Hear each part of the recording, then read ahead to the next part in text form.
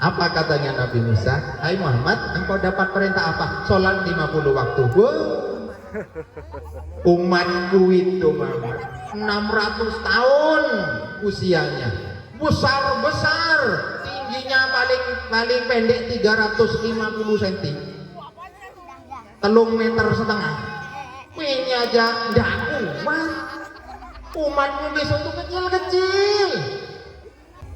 Bapak Ibu, kami di sini hanya memberikan narasi sedikit terkait dengan apa yang sudah diputarkan tadi filmnya. Alhamdulillah penjelasan sudah bagus, sudah baik. Namun ada beberapa yang mungkin luput dari pemutaran film ini tadi.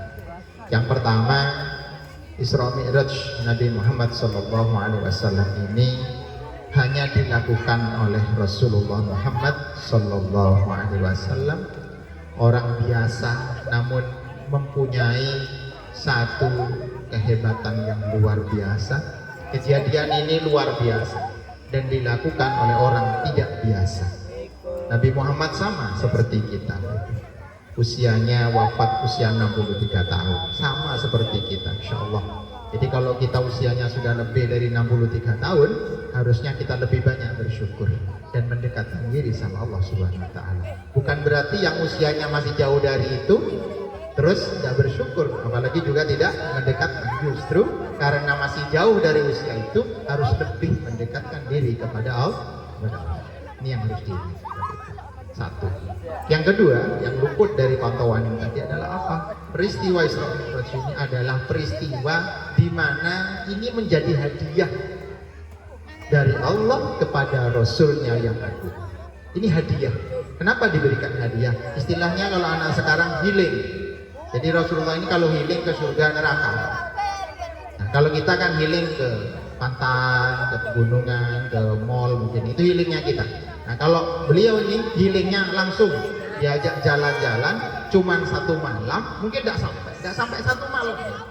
Karena insya Allah menurut hadis yang pernah dibacakan itu sekitarnya itu habis isya dan selesai sebelum subuh. Sebelum subuh sudah nyampe lagi. Nah ini hadiah. Kenapa dikatakan hadiah? Karena Rasulullah mengalami peristiwa kesedihan yang sangat sedih sekali. Kenapa sedih? Kesedihan yang pertama adalah Rasulullah ditinggal wafat oleh istri tercintanya, yaitu Sayyidah Khadijah. Ditinggalkan. Makanya sampai-sampai Rasulullah saking sayangnya sama Sayyidah Khadijah ini, kalau makan, Bapak Ibu, jadi Rasulullah ini mengambilkan makanannya Sayyidah Khadijah. Jadi ambil 2 piring, diambilkan penuh persis sama dengan beliaunya, sama dengan dirinya. Apakah sudah dicontoh hal-hal seperti ini oleh jenengan semuanya? Mudah-mudahan dicontoh gitu ya, akan menjadi apa? Satu uswah hasanah atau menjadi contoh yang baik untuk kita semuanya. Ini kesedihan yang pertama. Jadi Rasulullah sedih pada saat Sayyidah Khadijah wafat. Ini yang pertama kesedihan. Kesedihan yang kedua adalah pada saat itu Rasulullah juga ditinggal wafat oleh paman yang paling membelanya, yaitu Abdul Muthalib. Ditinggalkan juga, wafat juga paman yang paling membelanya, yaitu Abdul Muthalib. 2 orang yang sangat disayangi oleh Rasulullah dan dicintai oleh Rasulullah wafat meninggalkan Rasulullah sendirian. Akhirnya diberikanlah hadiah Isra Mi'raj, sehingga beliau sebelum Isra Mi'raj tadi sudah dikatakan bahwa beliau dibelah dadanya. Dibelah dadanya tidak seperti yang kita kira sekarang. Dibelah dadanya kalau mungkin dokter yang membelah jelas pakai operasi, baik operasi kecil ataupun operasi besar. Pakai dibius, dimatikan dulu sementara, ditidurkan dulu sementara, baru dihidupkan kembali atau dikembalikan lagi kesadarannya. Nah kalau Rasulullah enggak, dibelah dadanya itu bukan berarti terus dibelah gitu, enggak begitu. Sehingga apa? Dibersihkanlah hatinya dari 7 sifat kedengkian yang ada di dalam hati. 7 sifat di dalam hati yang bisa merusak manusia. Itu dibersihkan. Apa yang membersihkan? Menggunakan air zam-zam. Jadi pembersihannya menggunakan air zam-zam. Seperti itu. Nah sekarang kita minum air zam-zam itu. Kalau ada orang baru pulang dari umroh, atau mungkin tidak pulang umroh, tidak pulang haji, langsung beli ke Pasar Tanjung. Ada. Untuk apa? Pembersihan. Nah seperti itu. Jadi memang betul air zam-zam itu untuk membersihkan segala kotoran-kotoran hati yang ada. Itu sekedar sarana, tapi untuk pembersihan yang sebenarnya adalah dari tingkah laku, dari perilaku. Nah ini yang harus diingat. Jadi jangan cuma dibersihkan hanya menggunakan air zam-zam, tapi tingkah lakunya tetap, perilakunya tetap, tidak seperti itu. Jadi yang biasanya mungkin tidak jamaah, sekarang karena masjidnya sudah dipoles, ayo berjamaah. Seperti itu. Jadi jangan cuma dipoles luarnya, tapi dalamnya juga harus dipoles. Itu minimal ya dari pengurus dan keluarga pengurus, monggo bersama-sama. Ini akan menjadi uswah jenengan. Jadi kalau pengurus-pengurus KRT-an, pengurus DKM dan lain-lain ini memberikan contoh yang baik, jamaah ndak iso duhur asar, ndak bisa asar maghribnya, ndak bisa maghrib isyaknya, ndak bisa isyak subuhnya. Ini berat, ini yang berat Ustaz, subuh ini yang berat ya itu dah. Di antara yang 5 waktu, ayo para pengurus-pengurusnya monggo bersama-sama gantian ajak keluarganya, insya Allah akan menjadi tolok ukur jenengan dengan para warga yang lain. Maka insya Allah saya yakin, benar-benar saya yakin, jika pengurus-pengurusnya memulai dengan berjamaah di masjid yang kita cintai ini, maka insya Allah warga yang lain juga akan berbondong-bondong menuju masjid, karena melihat siapanya, pengurus-pengurusnya dulu yang memberikan contoh yang baik, menjadi uswatun hasanah. Ini ya, jadi ini yang terpenting dalam kegiatan Isra wal Mi'raj. Jadi perubahan. Yang ketiga apa? Isra wal Mi'raj dilakukan pada saat malam hari. Isra dari Mekah ke Madinah, Mi'raj dari Madinah ke langit ke-7, Sidratul Muntaha. Ada beberapa hadis itu yang menyatakan Sidratul Muntaha itu sebenarnya gerbang menuju Allah. Sampai ada beberapa hadis juga yang pernah saya baca, itu sampai Rasulullah itu tidak mau ditinggalkan oleh Jibril, tidak mau. Malaikat Jibril, jangan ditinggalkan saya sendirian, saya takut kalau sendirian menghadap sama Allah. Ya Rasul, aku ini makomnya tidak seperti panjenengan, jadi saya hanya nyampe di sini, nyampe di gerbangnya saja yang boleh. Setelah ini jenengan sendirian, saya tidak bisa masuk ke sana. Tapi Rasulullah memaksa malaikat Jibril supaya ikut di dalam kegiatan tersebut. Tapi ternyata apa? Malaikat Jibril memaksakan untuk ikut karena saking ibanya, saking kasihannya kepada Rasulullah. Tapi apa yang terjadi? Beberapa hadis menyatakan bahwa malaikat Jibril sampai pingsan karena makomnya tidak sama dengan Rasulullah Muhammad. Nah, ini yang harus diingat. Sehingga Rasulullah masuk Sidratul Muntaha, buka gerbangnya, malaikat Jibril sudah tidak bisa ikut, hanya Rasulullah sendirian yang masuk ke dalam gerbang Sidratul Muntaha. Setelah ditutup gerbangnya, maka karena saking cintanya Rasulullah itu kepada Tuhannya, maka Rasulullah tidak egois.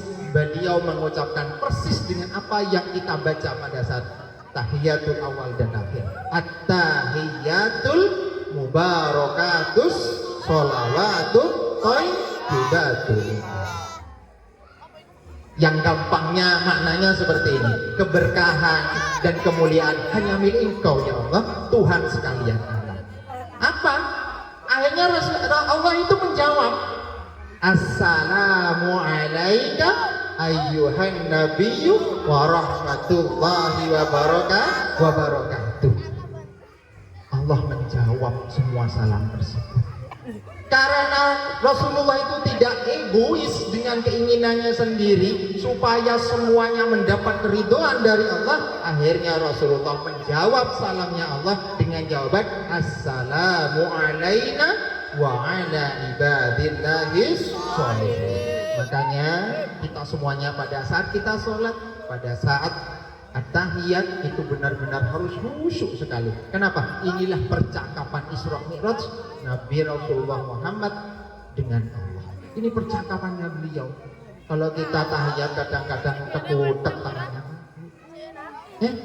Ada ada, karena sekarang banyak aliran-aliran gitu ya, tidak nyentrum gitu, tapi memang kadang-kadang seperti itu. Saya pernah sholat di daerah barat, saya tidak guna sebutkan kotanya, tapi saya pernah sholat di daerah barat ini, satu masjid khusus di pinggir jalan. Alhamdulillah, jamaahnya celanaan semuanya. Saya tok sing sarung. Apakah saya harus minder? Tidak, saya biarkan aja. Saya sholat, insya Allah Tuhannya sama, insya Allah bacaannya juga sama. Jangan mengurangi niat kita, bukan karena terus kita sarungan terus ada dengan teman-teman yang tidak sarungan terus kita minder terus tidak mau sholat. Tidak seperti itu, terus saja semua. Toh sholat menghadap kepada Allah satu per satu. Ini harus diingat. Jadi saya sering tempat-tempat sholat itu yang saya kunjungi itu sering ada beberapa mungkin jamaah-jamaah yang mungkin ya istilahnya punya aliran masing-masing, punya keyakinan masing-masing. Apakah perlu kita salahkan? Jangan disalahkan, karena kadang-kadang kita yang menyalahkan belum tentu itu juga mendapat ridho dari Allah. Justru kadang yang disalahkan itu yang kadang diridhoi oleh jadi jangan pernah berpikir sholat kita yang terbaik, jangan. Justru kadang-kadang sholat orang lain yang terbaik, sholat kita yang belum baik, seperti itu. Nah ini yang harus diingat. Yang ketiga, jadi bentuk sholat kita harus selalu diperbaiki setiap hari. Sampai malaikat Jibril pingsan. Setelah menerima wahyu atau menerima perintah 50 waktu, yang usul itu bukan Nabi Ibrahim yang menjaga langit ke-7, justru yang usul Nabi Musa yang menjaga langit ke-6. Apa katanya Nabi Musa? Hai Muhammad, engkau dapat perintah apa? Sholat 50 waktu. Umatku itu Muhammad 600 tahun usianya, besar-besar, tingginya paling pendek 350 cm, 3,5 meter. Ini aja ndak kuat. Umatmu besok tuh kecil-kecil, masa kuat 50 waktu? Terus gimana Nabi Musa? Minta kortingan. Ya apa? Minta sudah. Allah itu maha pengasih, maha penyayang. Sudah minta kortingan, dikorting sama Allah. 5 sampai ngorting 9 kali. 9 dikali 5 45. 50 dikurangi 45 menjadi 5 waktu. Setelah 5, apakah Nabi Musa berhenti? Belum. Nabi Musa masih bertanya. Sekarang tinggal berapa Muhammad? Tinggal 5. Tuh, minta lagi. Diskon lagi habis. Kok minta lagi? Saya sungkan sudah Nabi Musa, minta bolak balik sampai 9 kali. Saya ndak enak sudahlah, insya Allah. Untuk yang beriman dan bertakwa, maka insya Allah akan menjalankan perintah tersebut. Ini kalau Nabi Muhammad setuju, sekali, tidak ada sama sekali. Padahal andainya 50 waktu disesuaikan dan benar-benar tidak ada yang minta korting, maka insya Allah kita tidak usah cari uang. Coba aja dibayangkan kalau 50 waktu, sholatnya kita berapa menitan kira-kira? 1 jam, 1 hari 1 malam kan 24 jam. Berarti rata-rata kita setiap 1 jam itu sholatnya 2 kali, sekitar 2-3 kali ya. Kapan mau cari uang? Tidak usah cari uang, sholat datang sendiri duitnya.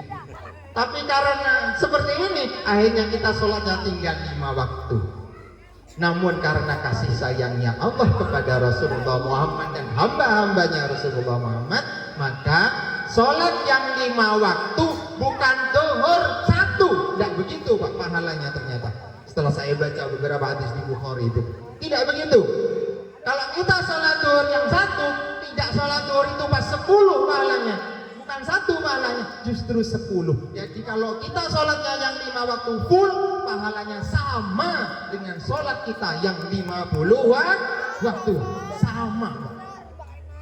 Wah, ini kadang-kadang banyak yang belum istilahnya itu belum pernah dikoncei hal seperti ini. Ternyata sholat kita yang 5 waktu itu sama pahalanya dengan kita sholat sebanyak 50 waktu.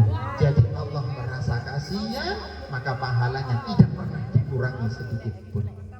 Ini saking Rasulullah itu dicintainya bukan main. oleh Allah, maka sampai seperti ini. Umatnya, ayo bersama-sama. Seperti ini. Pulangnya, naiknya tadi burkun. Buruk. Buruk itu bahasa Arabnya barkun. Barkun itu ada yang bilang katanya kilat, menyambar, atau ada yang juga yang menyatakan, dan beberapa kamus itu ada yang menyatakan bahwa seperti kunang-kunang, kedip-kedip. Nah, gitu.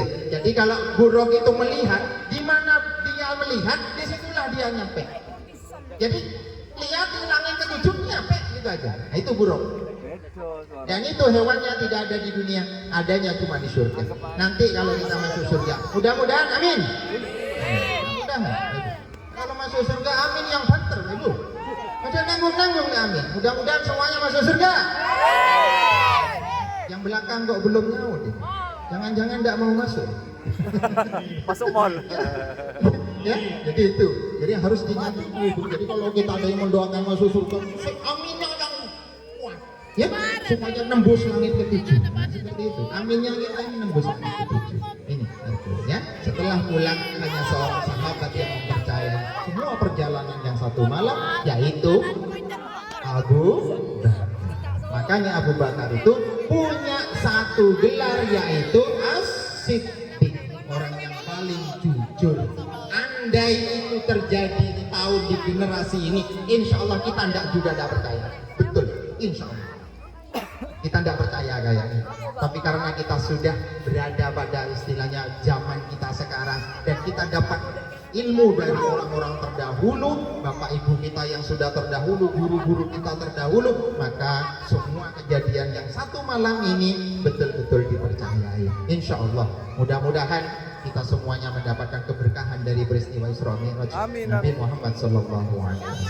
Terakhir bapak ibu, berkah apa, manfaat apa setelah kejadian Isra Mi'raj ini berlangsung? Satu, saya titipkan bapak ibu. Ingat bapak ibu, kita hidup itu cuma ada di dua. Antara apa? Kita hidup antara sholat dan adan. Adan dan sholat. Hidup disolatkan, mati hidup diazankan, mati disolatkan. Nah, ini bapak ibu. Oke. Jadi ini tekan baik-baik. Jadi kita hidup itu cuma ada di dua ini, azan dan sholat. Oke. Hidup diazankan, mati disolatkan. Oke, bapak ibu. Nah, ini. Yang kedua, bapak ibu, ini yang saya tekankan juga, bapak ibu. Mudah-mudahan jenengan nanti merasuk ke dalam hatinya. Insya Allah, mudah-mudahan, sehingga menjadi keberkahan yang lain. Apa itu? Yang kedua adalah sholat itu yang benar di belakang imam. Jangan sampai nunggu sholat di depan imam. Gimana kalau sholat di depan imam? Gimana? Wafat. Iya, itu. Jangan nunggu. Jangan nunggu sholat di depan imam. Mumpung kita masih bisa di belakang imam, ayo bareng-bareng ke masjid kita tercinta ini. Ya, sholat di belakang imam. Itu, imamnya yuk gantian. Jangan ketua DKM terus. Ya, teol enggak lama-lama ketua DKM. Ya, mudah-mudahan istiqomahnya beliau terus besok sampai akhir hayat. Ya, sehingga kita bisa betul menjadi saksi bahwa beliau benar-benar imam yang istiqomah di sini. Alhamdulillah Bapak Ibu, kita punya seorang sesepuh yang seperti ini, seperti Adolog ini bukan main. Insya Allah masih belum ada istilahnya yang pemuda-pemuda yang ingin menggantikan Adolog. Ingin menggantikan belum ada. Padahal Adolog pengen diganti di situ nanti. Pengen dibarengi gitu. Kemarin ada saya sama saya, tapi kebetulan memang saya juga punya amanah yang lain Bapak Ibu, maka insya Allah saya mohon maaf juga untuk tahun ini saya pribadi tidak bisa ngimami tarawih Bapak Ibu. Saya punya jamaah juga di tempat saya di rumah panti, saya harus ngimami jamaah saya selama 1 bulan full. Tidak bisa saya tinggal, kalau ditinggal terawihnya di sana buyar Bapak Ibu, prei, ono terawih prei Bapak Ibu. Ada, tapi karena itu saya jaga, maka insya Allah saya kalau ada kesempatan, mudah-mudahan terus diberikan kesempatan memberikan ilmu untuk panjenengan semuanya, wabil khusus untuk saya pribadi. Mudah-mudahan ilmu yang saya berikan ini akan menjadi manfaat untuk semuanya. Yang ketiga Bapak Ibu, ini yang terakhir, yang ketiga yang harus diingat-ingat Bapak Ibu, sholatnya itu yang lebih bagus adalah sholat berjamaah.